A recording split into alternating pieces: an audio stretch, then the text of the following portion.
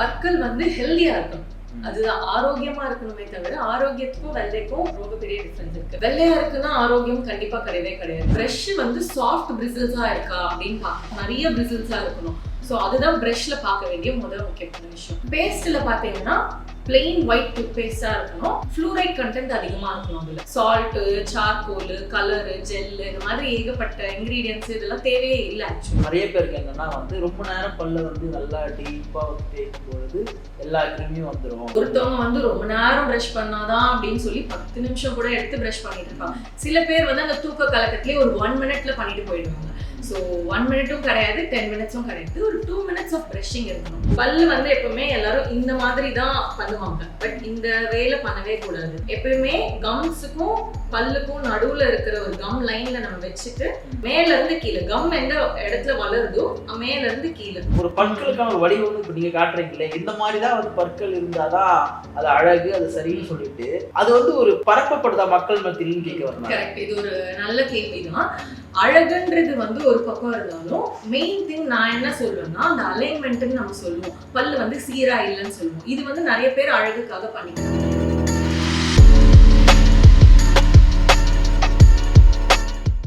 வணக்கம் நண்பர்களே, இன்றைய சிறப்பு நேர்காணலில் நம்முடன் இணைந்திருப்பவர் பல் மருத்துவர் ஜெயலட்சுமி அவர்கள். வணக்கம்.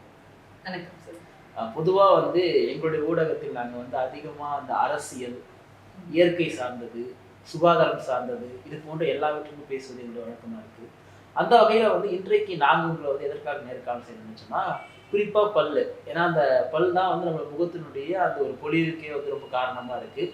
அப்படி இருக்கும்போது அந்த பல்லை பற்றின ஒரு பார்வை பொதுமக்கள் கிட்ட இருக்குது. இப்போ பொதுவாக பல் வெள்ளையாக இருக்கணும், காலையில் நைட்டில் ப்ரஷ் பண்ணணும், நிறைய விளம்பரங்கள்லாம் நம்ம பார்த்துருக்கோம் இல்லையா? கிட்ட வரும்பொழுதே ஸ்மெல்லாம் வரக்கூடாது, நெருங்கி வருவதற்காக வாய்ப்புகள் எப்போ வேணா வரலாம் அப்படின்னு ஒரு விளம்பரங்கள்லாம் வருது. ஸோ இந்த பற்கள் வெள்ளையா தான் முதல்ல இருக்கணுமா? அப்படி கிடையாது. கண்டிப்பா பற்கள் ஹெல்தியா இருக்கணும். அதுதான் ஆரோக்கியமா இருக்கணுமே தவிர ஆரோக்கியத்துக்கும் வெள்ளைக்கும் ரொம்ப பெரிய டிஃபரன்ஸ் இருக்கு. வெள்ளையா இருக்கிறது ஒருத்தருக்கு ஒரு டிஃப்ரெண்ட் கலர்ஸ் இருக்கும், ஷேட்ஸ் இருக்கும். ஒரு பல்லுக்கு ஏற்ற மாதிரி ஷேட்ஸ் தான் டிஃப்ரெண்டா இருக்கும். வெள்ளையா இருக்குன்னா ஆரோக்கியம் கண்டிப்பா கிடையவே கிடையாது. ஏன்னா இந்தியன் பாப்புலேஷனுக்கே பல்லோட கலர் கொஞ்சம் மஞ்சள் கலந்துதான் இருக்கும். ஸோ நம்மளோட ஈறு ஹெல்தியா இருக்கா, இதை தான் நம்ம முக்கியமா பார்க்கணும். கண்டிப்பா நம்ம சாப்பிட்ட பொருள் எல்லாம் கிளீனாகி இருக்கா, ஸ்மெல் இல்லாம இருக்கா, இதெல்லாம் தான் ஆரோக்கியத்துக்கு முக்கியத்துவமே தவிர வெள்ளையா இருக்கிறதுன்றது ஒரு அழகு சார்ந்த ஒரு விஷயம் தான் பார்க்கப்படுது.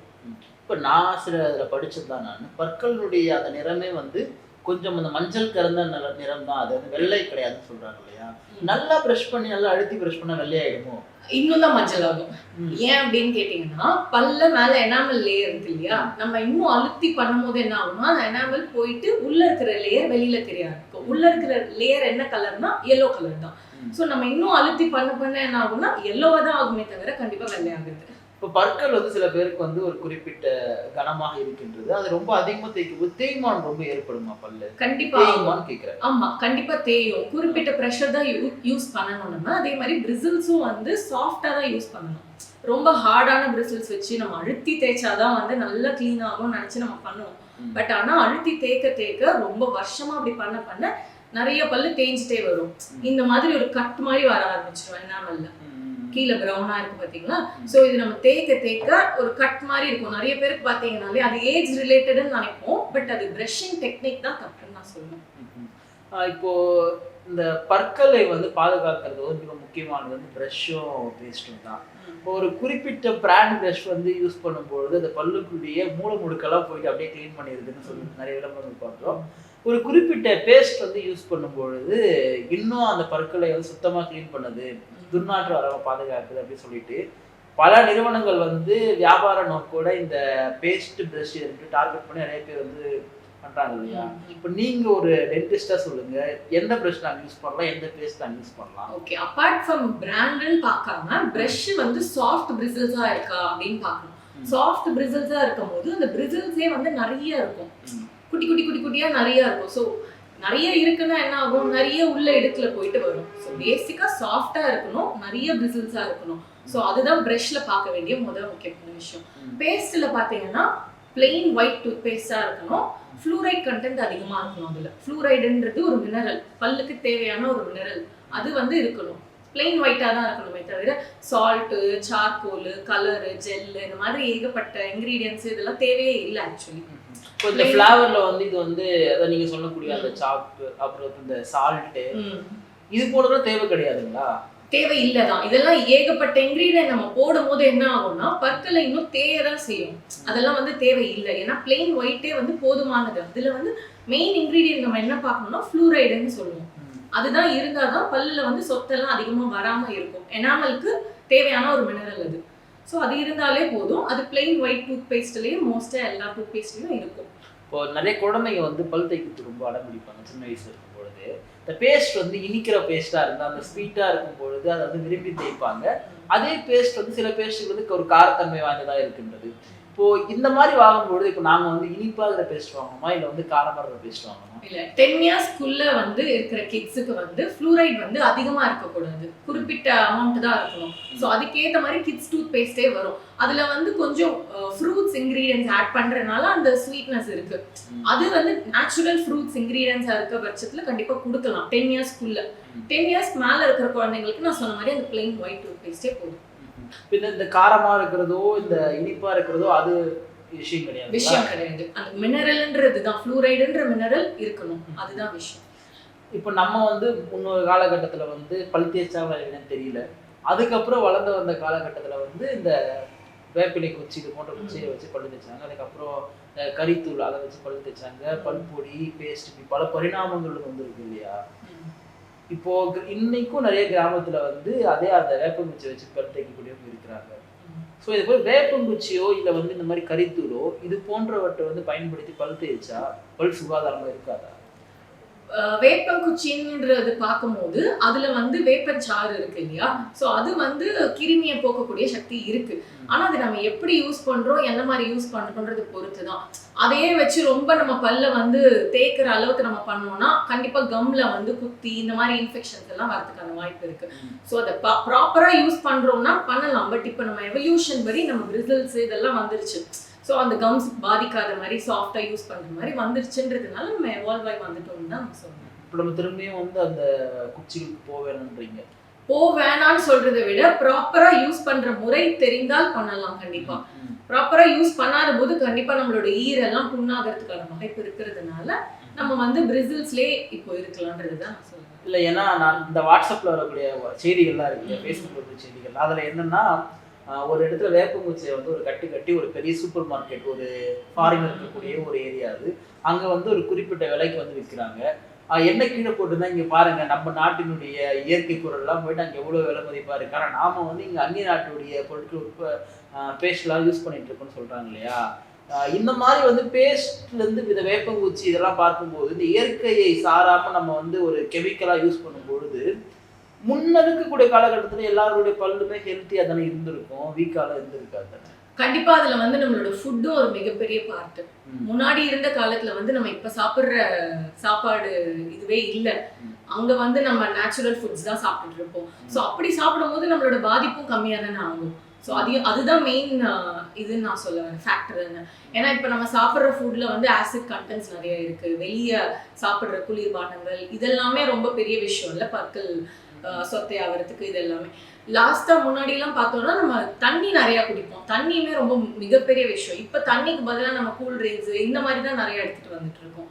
ஸோ அதுதான் மெயின் ஃபேக்டர்னு நான் நினைக்கிறேன். இப்போ பல்லுன்றது வந்து ஒரு உடல் இருக்கக்கூடிய ஒரு எலும்பு சார்ந்த ஒரு மெட்டல் தானே? அதுவுமே மெட்டல் கிடையாது, ஒரு ஆர்கன் தான் நம்ம சொல்லணும். இப்போ எலும்பெல்லாம் வந்து உடஞ்சிருச்சுன்னா அது வந்து வளரக்கூடிய தன்மை இருக்கு இல்லையா? அதே மாதிரி பல்லும் தேஞ்சா அது சரியாகுமான்னு கேட்குறேன். பல்லு வந்து சரியாகுது. பல்லுக்குள்ளேயும் எலும்பு இருக்கு, மேல வந்து எலும்பு பகுதி இருக்கு. அதுதான் நம்ம பற்கள்ல வந்து ஸ்ட்ராங்கா பிடிச்சிட்டு இருக்கு. ஸோ நம்ம அழுக்கு நிறைய சேர விட்டுக்கிட்டே இருக்கோம் அப்படின்னா அந்த எலும்பும் அரிக்க ஆரம்பிக்கும். எப்படி நம்ம உடல்லையும் எலும்பு பகுதியெல்லாம் கரைய ஆரம்பிக்குதோ இங்கேயும் அதே மாதிரி கரையெல்லாம் செய்யும். ஸோ அந்த மாதிரி தான் உடல்ல இருக்கிற மாதிரியே தான் பற்கள்லையும் நடக்கும். இப்போ பொதுவாக வந்து இந்த பற்கள், வாய் இது ரெண்டுமே வந்து நம்ம கொஞ்ச நாள் பராமரிக்கல, இல்லை 2 நாள் விட்டனா வந்து ஸ்மெல் வரக்கூடியது, அது இயல்பு. அது பொதுவாகவே வந்து நல்லா பல் தேய்ச்சிட்டு இந்த நாக்கில் நல்லா சுத்தம் பண்ணிட்டு நல்லா எப்பவுமே 24 hours வச்சிருக்காங்க இல்லையா? இவங்களுக்கு வந்து அவங்களோட வாயில துர்நாற்றமே வராதா? துர்நாற்றம் வந்து ஏகப்பட்ட ஃபேக்டர் இருக்கு, நிறைய காசு இருக்கு. பற்கள் இதெல்லாம் ஒரு விஷயமா இருந்தாலும் சில பேருக்கு அல்சர், அசிடிட்டி இந்த மாதிரி பிரச்சனை இருக்கும். அல்சர் அசிடிட்டிலாம் இருக்கிறவங்களுக்கு அந்த ஏப்பம் வந்துகிட்டே இருக்கும். அது வரதுனாலையுமே வாயில வந்து ஆசிட் கண்டென்ட் நிறைய இருக்கும். அந்த மாதிரி பிரச்சனை இருக்கும் போதும் வாயில வந்து துர்நாற்றம் ஏற்படும். ஸோ இந்த மாதிரி என்ன விஷயம் எதனால வருது அப்படின்றத நம்ம கண்டுபிடிச்சு அந்த காசை சரி பண்ணாலே வந்து துர்நாற்றம் இல்லாம இருக்கலாம். இல்ல இயல்பாவே வாய் ஸ்மெல் வரக்கூடிய ஒண்ணு தானே? ஆமா கண்டிப்பா. ஏன்னா இப்போ ஒரு ஃபுட் நீங்க வெளியில வைக்கிறீங்க, ஒரு நாள் ஆயிடுச்சுனாலே அது வந்து என்ன ஸ்டேட்ல இருக்கும்? கண்டிப்பா ஒரு கெட்டு போய் பாக்டீரியா, ஃபங்கஸ் இந்த மாதிரி இருக்கும். ஸோ நம்ம வாயில இடுக்குல அங்கங்க ஃபுட்டு மாட்டி இருக்கு, ஒரு 2 நாள் கழிச்சும் அந்த ஃபுட்டு இருக்குன்னா கண்டிப்பா அதெல்லாம் இயல்பு தானே, இருக்கதான் செய்யும். அதனாலதான் வந்து கிருமி பரவ ஆரம்பிச்சு பல்ல வந்து கேவிட்டி இந்த மாதிரி விஷயங்கள்லாம் கண்டிப்பா வருது. இப்போ நீங்க ஒரு பல் இப்போ நிறைய பேருக்கு என்னன்னா வந்து ரொம்ப நேரம் பல்ல வந்து நல்லா டீப்பா வந்து தேய்க்கும் பொழுது எல்லா கிருமியும் வந்துடும். நான் சொன்ன மாதிரி வந்து வெள்ளையா பல்லு வரும்னு சொல்லிட்டு ஒரு குறிப்பிட்ட நேரத்தை எடுத்துப்பாங்க. இப்போ எனக்கு தெரிஞ்சவங்க 5-10 நிமிஷம் பல் தேய்க்கிறவங்களா இருக்கிறாங்க. சில பேர் வந்து காலையில இருந்து ப்ரஷ்ஷை வச்சு தேய்ச்சிட்டே இருப்பாங்க. அவங்க வந்து கிளம்பி போற வரைக்கும் ப்ரஷ் அவங்களோட வாயில இருந்துட்டே இருக்கும். எவ்வளவு நேரம் அல்லது வந்து எந்த முறையில வந்து பல் தேய்க்கணும்? அதான் 2 கைண்ட் ஆஃப் பீப்புள் நீங்க சொன்ன மாதிரி இருப்பாங்க. ஒருத்தவங்க வந்து ரொம்ப நேரம் பிரஷ் பண்ணாதான் அப்படின்னு சொல்லி 10 நிமிஷம் கூட எடுத்து பிரஷ் பண்ணிட்டு இருப்பாங்க. சில பேர் வந்து அந்த தூக்க கலக்கத்திலே ஒரு 1 மினிட்ல பண்ணிட்டு போயிடுவாங்க. ஸோ 1 மினிட்டும் கிடையாது, 10 மினிட்ஸும் கிடையாது, ஒரு 2 மினிட்ஸ் ஆஃப் பிரஷிங் இருக்கணும். அதுவும் ப்ராப்பர் வே ஆஃப் பிரஷிங் இருக்கணும். பல்லு வந்து எப்பவுமே எல்லாரும் இந்த மாதிரி தான் பண்ணுவாங்க, பட் இந்த வேல பண்ணவே கூடாது. எப்பயுமே கம்ஸுக்கும் பல்லுக்கும் நடுவுல இருக்கிற ஒரு கம் லைன்ல நம்ம வச்சுட்டு ஒரு மேல இருந்து கீழே, ரொம்ப நம்ம வெர்டிக்கல் ஹாரிசான்டல்னு குழப்பிக்க வேண்டாம். மேல இருந்து கீழே கம் எந்த இடத்துல வளருதோ மேல இருந்து கீழே, ஓகேங்களா? கீழ் பல்லுக்கு பண்ணும்போது கீழே இருந்து மேல இப்படி பண்ணும்போது தான் அந்த ஃபுட் பார்ட்டிகல்ஸும் நம்மளுக்கு வெளியில வரும். இப்படி பண்ணும்போது 2 விஷயம் நடக்கும். ஃபுட்டும் வந்து உள்ளதான் இருக்கும், வெளியிலேயே எதுவும் வராது. அண்ட் நம்மளோட பல்லோட எனாமல்லாம் தேய ஆரம்பிச்சிடும் இதே டைரக்ஷன்ல ஃபாஸ்டா பண்ணும்போது. ஸோ ப்ரெஷரும் குறிப்பிட்ட ப்ரெஷர் தான் இருக்கணும், ரொம்ப மைல்டா இப்படிதான் இருக்கணும்.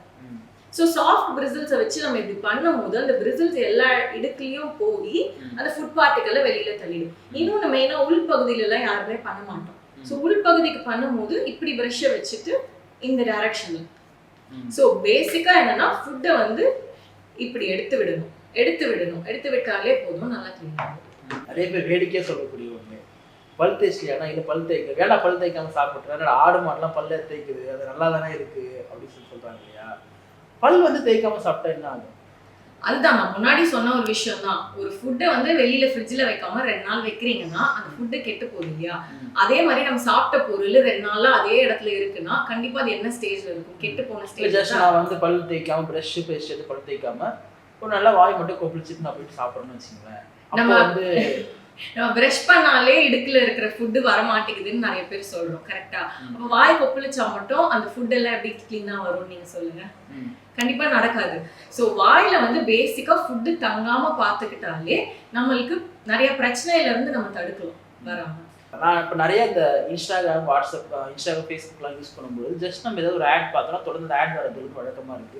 அந்த மாதிரி நானே பர்சனலாக வந்து இந்த மாதிரி பல் கிளீன் பண்ணுறதுக்கு ஆட் பார்த்தேன். நான் தொடர்ந்து வந்து உங்கள் பல்களை நீங்கள் எப்படி க்ளீன் பண்ணணும், குறிப்பாக வந்து இந்த எடுக்கு பல்லாம் மேலே கீழே சீரற்ற பல்லாம் இருக்கு இல்லையா, இதெல்லாம் சரி பண்ணுறது எப்படி, தொடர்ந்து நீங்கள் மந்த்லி க்ளீன் பண்ணணும், ஆனுவலாக க்ளீன் பண்ணணும், இந்த பேக்கேஜ் உங்களுக்கு இருக்குது அந்த பேக்கேஜ் இருக்குன்னு சொல்லிட்டு இந்த உடம்புல இருக்கக்கூடிய இந்த ஒரு பார்ட்டுக்கு இவ்வளோ ஒரு விளம்பரம் வந்து கொடுக்கணுமா, மருத்துவர்களாக கூட இருக்கலாம்னு கேட்குறேன். ஓகே, பேசிக்கா வந்து மந்த்லிலாம் க்ளீன் பண்ண வேண்டிய அவசியம் கிடையாது, பட் வருஷத்துல 2 தடவை பண்ண சொல்லுவோம். அது ஏன்னு பார்த்தீங்கன்னா இப்போ ஒரு ஃபுட்டு தங்குது இல்லையா, அது வந்து நம்ம எடுக்காம விட்டுட்டோம் அப்படின்னா ஹார்ட் டெபாசிட்ஸ் ஆயிடும். இது நீங்க உங்களுக்கே கூட பார்த்துருக்கலாம், இல்லை கண்டிப்பா இது வந்து தொடர்ந்து எல்லாருமே பார்த்துட்டு இருக்கிற ஒரு விஷயம் தான்.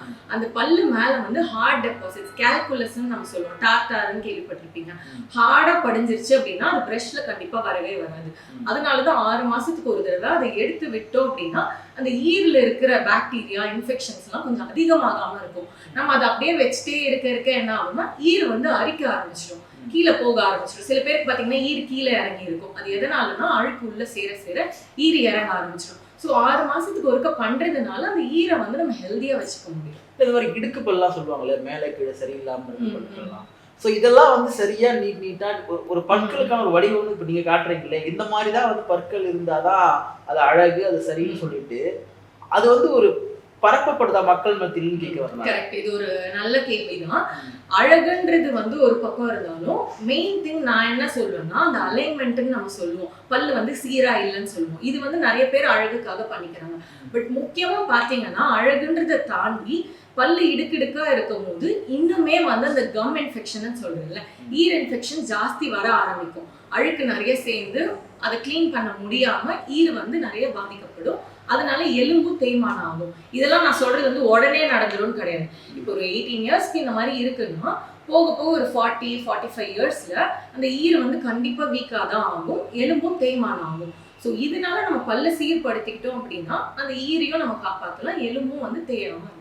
இப்போ பற்களில் வந்து சொத்தை வராதுன்றது வந்து குழந்தைங்களுக்கு கூட வர அது எல்லாருக்கும் வயது வித்தியாசம் இல்லாமல் அந்த சொத்தைன்றது ஏற்படுது இல்லையா? இந்த சொத்தையை வந்து நீங்க அடைக்கிறதுக்கு வந்து நான் படிச்ச இந்த சிமெண்ட் முறை வந்து கையாளுறாங்க அப்படின்னு சொல்லிட்டு, ஆனா அதுவுமே வந்து ஒரு குறிப்பிட்ட கால வரை தான் இருக்குது. அதுக்கப்புறம் அது வந்து வந்துருது. அப்ப இந்த சொத்தையா ஏற்படக்கூடிய பல் வந்து கடைசி வரைக்கும் சொத்தையா தான் ஆயிடுதுன்னு சொல்றாங்க. கண்டிப்பா அப்படி கிடையாது. நம்ம வந்து பல்லு வந்து இதனாலதான் 6 மாசத்துக்கு செக்கப்பும் நம்ம பண்ணணும்னு சொல்றோம். ஏன்னா பல்லுல லேசா இருக்கும்போது கண்டிப்பா யாருக்கும் நோட்டீஸ் பண்ண மாட்டாங்க, யாரும் போய் செக் பண்ணிட்டு இருக்க மாட்டோம். அதே மாதிரி பல்லுல வலின்னு வரும்போது தான் நம்ம வந்து நோட்டீஸ் பண்ணுவோம். வலின்னு வரும்போது அது கொஞ்சம் பெரிய ஸ்டேஜா தான் இருக்கும். நம்ம அப்போ வந்து ஃபில்லிங்கோ அந்த மாதிரி பண்ண முடியாது. கண்டிப்பா அதுக்கு வேர் சிகிச்சை இந்த மாதிரி விஷயங்கள்ல தான் பண்ண முடியும். ஸோ ஒரு 6 மாசத்துக்கு ஒருக்க செக்அப் பண்ணும்போது அந்த ஃபில்லிங்ன்றது பண்ணிக்கிட்டோம்னா பல்லு வந்து கண்டிப்பா திருப்பி ப்ராப்ளம் வந்துட்டே இருக்கிற வாய்ப்பு கம்மியாகும். இல்லை இப்போ இந்த சாதாரணமா நமக்கு ஒரு ஃபீவர் அப்படின்னாலே வந்து இன்னைக்கும் தமிழ்நாட்டு அளவில் அதிகமான மக்கள் வந்து அரசு மருத்துவமனைக்கு போகக்கூடியதான் வாடிக்கையே இருந்துட்டு இருக்கு. இதுதான் இந்தியாவினுடைய தமிழ்நாட்டினுடைய நிலைமை. ஆனால் இப்படி பர்டிகுலராக வந்து பற்களுக்காக நாங்கள் போயிட்டு பாதுகாக்கணும், 6 மாதத்துக்கு செக் பண்ணணும், வருஷத்துக்கு 2 முறை செக் பண்ணணும் அப்படின்றதெல்லாம் சாமானிய மக்களுக்கு வந்து அது அவங்களுக்கு பார்க்கும்பொழுதே அது ஒரு பிரமிப்பாக தெரியும். நம்ம பல்லுக்கு போயிட்டு இவ்வளோ செலவு பண்ணணுமா, இதெல்லாம் போய் செக் பண்ணணுமா, நல்லா தானே இருக்குன்னு சொல்லிட்டு. ஆனா அரசு மருத்துவமனைகளிலோ இல்ல வந்து பொதுவா இப்போ நிறைய இடத்துல வந்து இந்த கண் சிகிச்சை வந்து இலவசமாகவே வந்து பண்ணக்கூடியதெல்லாம் நம்ம பார்க்கிறோம். இந்த மாதிரி உங்களை போன்ற பல் மருத்துவர்கள் வந்து இப்படி இருக்கக்கூடிய எளிய மக்களுக்கு ஏதாவது திட்டம், ஸ்கீம்ஸ் சம்திங் ஏதாவது வச்சிருக்கீங்களா? ஸ்கீம்ஸ்ன்றதை விட இப்போ எங்ககிட்ட ரெகுலரா வர பேஷண்ட்ஸ்க்கு 6 months ஒன்ஸ் வரதுதான் நம்ம அட்வைஸ் பண்ணுவோம். ஸோ அப்படி வர பட்சத்துல 1 year ஸ்கீம்ஸ்ன்ற மாதிரி இருக்கு. ஸோ அவங்க வராங்கன்னா 1 year ஒன்ஸ் வராங்க, 1 yearல ட்வைஸ் வர சொல்லுவோம். அந்த 2 வாட்டி வரதை வந்து நாங்கள் கன்சல்டேஷன் ஃப்ரீ ஆஃப் இதில் பண்றோம்.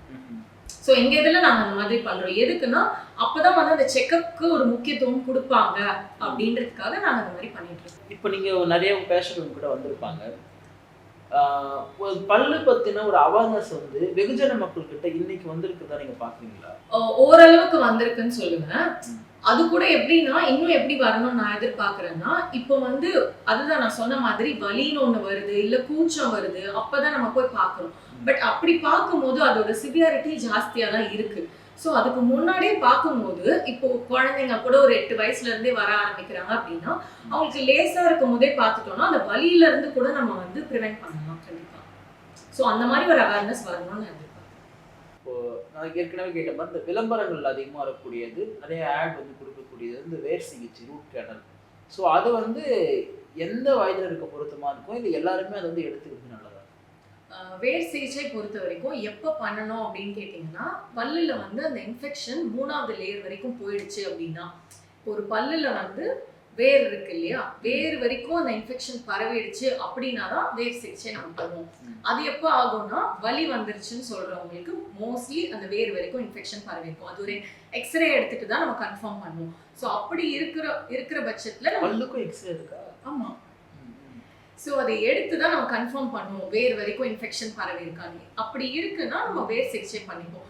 இது வந்து முன்னாடி டைம்லலாம் கிடையாது, வலி வந்தாலே பல்ல எடுத்துடுவோம். ஸோ இப்போ நம்ம நேச்சுரல் டீத்தை காப்பாற்றணும் அப்படின்றதுக்கு கண்டிப்பாக வேர் சிகிச்சை பண்ணி தான் நம்ம காப்பாற்றணும். இப்போ பல்வலி வந்தாலே பல் எடுத்துடுறாங்கன்றது இப்போ இந்த முறையினால அது வந்து தவிர்க்கப்படுமான்னு கேட்குறேன். கண்டிப்பா அதுக்காக தான் நம்ம வேர் சிகிச்சைன்ற ஒரு விஷயமே பண்றது. பல்லு வலின்னு வந்தாலே எடுக்கணும்னு எல்லாருக்குமே அவசியம் கிடையாது. பல்லு வந்து ரொம்ப காப்பாற்ற முடியாத ஸ்டேஜுக்கு போயிருக்குன்னா தான் எடுக்கணும். இல்ல முக்காவாசி எல்லாருக்குமே நம்ம வேர் சிகிச்சை பண்ணி அதுக்கு மேல ஒரு கேப்னு சொல்லுவோம், தொப்பி மாதிரி போட்டு நம்மளோட நேச்சுரல் டீத்தையே நம்ம சேவ் பண்ணிக்கலாம். இப்போ நீங்க பல் வந்து எடுத்துடுறாங்க, இல்ல அந்த இடத்துல பூச்சி பல்லா இருக்கிறது வந்து அந்த பல் வந்து வேணான்றப்ப எடுத்துட்டா மறுபடியும் அவங்க ஒரு செயற்கையா பல் ஒன்று வைக்கிறாங்க இல்லையா, அது எப்படின்னு கேட்குறேன். செயற்கை முறை 2 விதமா நம்ம வைப்போம். ஒண்ணு வந்து இம்ப்ளான்ட்னு சொல்லுவோம், இந்த ஸ்க்ரூ மாதிரி டைப். ஸோ அது இப்போ நம்ம நிறைய பண்ணிட்டு இருக்கோம். ஸோ அந்த மாதிரியும் வச்சுக்கலாம். ஸ்க்ரூ எடுத்து பல்ல வச்சிருக்கீங்களா? பல்லோட எலும்புக்குள்ள வைப்போம். இப்போ எப்படி ஒரு முட்டிக்குலாம் வந்து நம்ம ஆமா, ரீப்ளேஸ் ஆமா. பண்ணுவோம், டைட்டானியம் ஸ்க்ரூ வைப்போம் இல்லையா, அதே சேம் கைண்ட் ஆஃப் திங் தான். இங்க வந்து நம்ம வேர் இருக்கு இல்லையா, நேச்சுரல் வேர், அதுக்கு பதிலா ஆர்டிஃபிஷியல் வேர் வந்து ஒரு ஸ்க்ரூ, டைட்டானியம் ஸ்க்ரூ தான், சேம் திங். நம்ம எலும்பு கூட நல்லா பொருந்துற மாதிரி ஒரு ஸ்க்ரூ. ஸோ அவங்களுக்கு தனியா நமக்குள்ள ஒரு பொருள் இருக்குன்றது உணர்வு இருக்கா? இருக்கவே இருக்கு, நார்மலா தான் இருக்கும். அதை வச்சுட்டு நம்ம வந்து அந்த பல்லுக்கு மேல வந்து சூச்சர் போட்டுருவோம், தையல் போட்டுருவோம். அது ஒரு 7 days கழிச்சு அந்த தையல் இப்போ பிரிச்சு. நீங்க செயற்கையா ஒரு பல் வந்து வைக்கிறீங்க இல்லையா, அது என்ன விதமான தன்மையுடையதுன்னு கேக்குது, என்ன மெட்டல்னு கேக்குது? அது செராமிக்னு சொல்லுவோம் நம்ம, ஜிர்கோனி. நிறைய மெட்டீரியல் இருக்கு, செராமிக்ல இருக்கு, மெட்டல்ல இருக்கு. அது தனியா தெரியாதா? இப்ப முன்னாடி ஒரு பல் வந்து எடுத்துடுறாங்க, அங்க வைக்கிறாங்கன்னா பேசும்போது சிரிக்கும் பொழுது அது மட்டும் தனியா தெரியாது. அதுதான், அதனாலதான் இப்ப நம்ம செராமிக்னு ஒண்ணு பண்றோம். செராமிக்ன்றது வந்து பல்லு மாதிரியே தான் இருக்கும், நேச்சுரலா இந்த மாதிரி இருக்கும் உங்களுக்கு. ஸோ செராமிக்ன்றது உள்ள மெட்டல் எதுவுமே இருக்காது, ஃபுல்லாவே செராமிக் மெட்டீரியல்ல பண்ணக்கூடிய ஒரு விஷயம். ஸோ அதை பார்க்கும்போது உங்களுக்கு நேச்சுரல் டூத் என்ன கலர்ல இருக்கோ பக்கத்துல அதுக்கு ஷேடுக்கு மேட்ச் பண்ணியே நம்ம வைப்போம். ஸோ உங்களுக்கு எதுவுமே தெரியாது. பல்ல வந்து கூச்சம் இருக்கா? ஐஸ் வாட்டர் குடிச்சா உங்களுக்கு வந்து ஒரு ஃபீல் ஆகுதா? டக்குன்னு மைக்ல எடுத்துட்டு வர நீங்களுமே பார்த்துருப்பீங்க, அது எதனால ஏற்படுது? பல்கூச்சம் வந்து 2-3 விஷயம் இருக்கு எதனால ஏற்படும் அப்படின்னா, ஒண்ணு வந்து எனாமல் தேயுதுன்னு நான் சொன்னேன் இல்லையா, நிறைய அதிகமா பிரஷ் பண்ணி எனாமல் தேய்மானம் ஏற்பட்டாலும் பல்கூச்சம் ஏற்படும். அதே மாதிரி பல் சொத்தை இருக்கு அப்படின்னா அதனாலயும் பல்கூச்சம் ஏற்படும். பல் சொத்தை இருக்குன்னா அதுக்கான ஃபில்லிங்கோ இல்ல நான் சொன்ன மாதிரி வேர் சிகிச்சையோ இந்த மாதிரி ட்ரீட்மெண்ட்ஸ் பண்ணிக்கிட்டாலே பல்கூச்சமா சரிப்படுத்தலாம். பற்கள்ல வந்து இந்த கிளிப்பு போடுறாங்க இல்லையா, அது வந்து எதுக்கு போடுறாங்க? இல்ல அந்த கிளிப்பு போட்டதுனால அந்த பற்கள் வந்து அவங்க நினைக்கக்கூடிய அந்த ஷேப்ல வந்துருமா? கண்டிப்பா கிளிப்பு போடுறது வந்து மோஸ்ட்லி எல்லாரும் அழகுக்காக பண்ணுவாங்க நான் சொன்ன மாதிரி. அது இல்லாம பல்லு சீரா இருக்கும் போது அந்த கம் ஹெல்த், போன் ஹெல்த் இதுவும் நல்லா இருக்கணும்ன்றதுக்காக தான் நம்ம வந்து அட்வைஸ் பண்ணுவோம். ஸோ அப்படி சீர்படுத்தும் போது அதை கரெக்டா எவ்வளோ வருஷம் போட சொல்றோமோ அந்த குறிப்பிட்ட காலகட்டம் வரை அதை போட்டுட்டு ஃபாலோ அப்ஸ்லாம் கரெக்டா வராங்க அப்படின்னா கண்டிப்பா பல்ல சீர்படுத்த முடியும். நிறைவாக வந்து பல்ல வந்து எப்படி பராமரிக்கணும், எவ்வளவு நாளுக்கு ஒரு முறை வந்து இந்த பல்லுக்கான முக்கியத்துவத்தை வந்து பொதுமக்கள் கொடுக்கணுன்றத ஒரு நிறைவா சொல்லுங்க. ஓகே, சிம்பிளா நம்ம டெய்லி பண்ணக்கூடிய விஷயங்கள் தான். காலையில எழுந்தோடனே பிரஷ் பண்றது, நான் சொன்ன மாதிரி 2 minutes ஆஃப் பிரஷிங் இருக்கணும். அதே மாதிரி எது சாப்பிட்டாலுமே உடனே வாய் கொப்பளிக்கிறது, அது ரொம்ப முக்கியமான விஷயம். ஏன்னா அப்படி பண்ணும்போது வாயில வந்து நம்ம சாப்பிட்ட உடனே இருக்கிற பொருள் உடனே வெளியில வந்துடும். ஸோ ரொம்ப நாள் தங்கினாதான் கண்டிப்பா அதுக்கான பிரச்சனையும் அதிகமா இருக்கும். அதே மாதிரி night time brushing, night time படுக்கிறதுக்கு முன்னாடி கண்டிப்பா பிரஷிங் பண்ணணும், அதுவுமே 2 minutes ஆஃப் பிரஷிங். ஸோ இதெல்லாம் பண்ணிக்கிட்டாலே பல்ல வந்து நம்ம கரெக்டா பராமரிச்சுக்கலாம். அதே மாதிரி ஒரு ஹெல்த்துக்கு எப்படி நம்ம செக்அப் பண்ணுவோமோ அதே மாதிரி பல்லுக்குமே ஒரு 6 months ஒன்ஸ் பார்க்கும்போது நம்ம சின்னதா இருக்கும் போதே பார்த்துட்டோம் அப்படின்னா பெருசா வரதுல இருந்து கண்டிப்பா தவிர்க்கலாம். ஒரு வலியோ இல்ல பல்ல எடுக்கக்கூடிய ப்ரொசீஜரோ இதுல இருந்து நம்ம தடுக்கலாம். நிகழ்ச்சியில் பங்கேற்று பல்வேறு கருத்துக்களை கொடுத்தமைக்காக நன்றி. நன்றி.